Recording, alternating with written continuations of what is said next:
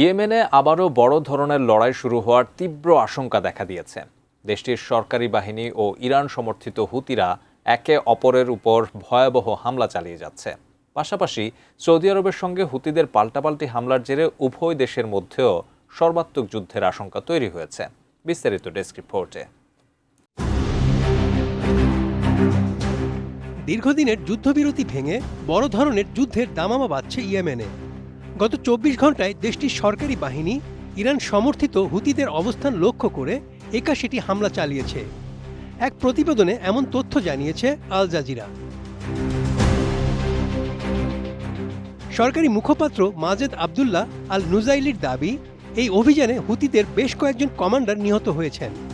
একের পর এক এই হামলা পরিস্থিতিকে ক্রমশ অস্থিতিশীল করে তুলছে। এদিকে পাল্টা আঘাত হেনেছে হুতিরাও। হুতি সামরিক মুখপাত্র ইয়াহিয়া সারির তথ্য অনুযায়ী তারা সৌদি আরবের নাজরান প্রদেশে ২টি ড্রোন হামলা চালিয়েছে।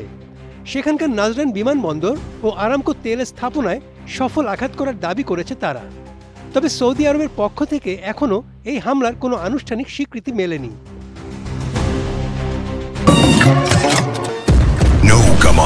মশা দিবসে এক্সট্রিম সমাধান।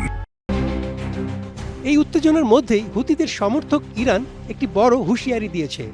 আইআরজিসি জানিয়েছে সৌদি আরব হুতিদের হামলা প্রতিরোধ করতে পারবে না। গত জুলাই মাস থেকে সৌদি আরবের উপর নৌ অবরোধ আরোপ করার পর থেকেই হুতিরা একের পর এক হামলা চালাচ্ছে। বিপরীতে ইয়েমেন সরকারও হুতিদের বিরুদ্ধে জ্বালানি রপ্তানি বন্ধ করার অভিযোগ এনেছে। সাধারণ মানুষের চরম দুর্দশার কারণে যুদ্ধ পরিস্থিতি আরও জটিল রূপ নিচ্ছে। জাতিসংঘের তথ্য মতে ইয়েমেনের প্রায় ১,৮০,০০,০০০ মানুষ বর্তমানে তীব্র খাদ্য সংকটে ভুগছে। উভয় পক্ষকে যুদ্ধ থামানোর আহ্বান জানিয়েছেন জাতিসংঘের মানবাধিকার প্রধান ভলকার টুর্ক।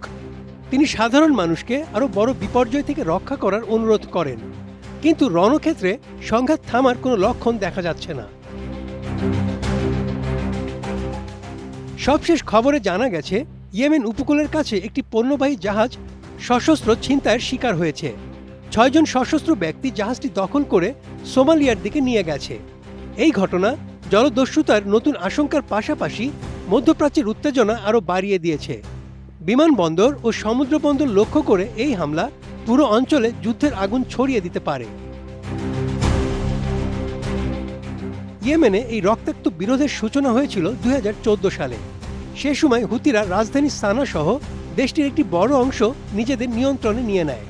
এরপর ২০২২ সালে জাতিসংঘের মধ্যস্থতায় একটি যুদ্ধবিরতি চুক্তি স্বাক্ষরিত হলেও তা পুরোপুরি টেকসই হয়নি। বর্তমানে পাল্টাপাল্টি এই হামলা দেশটিকে আবারও এক রক্তক্ষয়ী গৃহযুদ্ধের দিকে ঠেলে দিচ্ছে। Desk report, ATN news.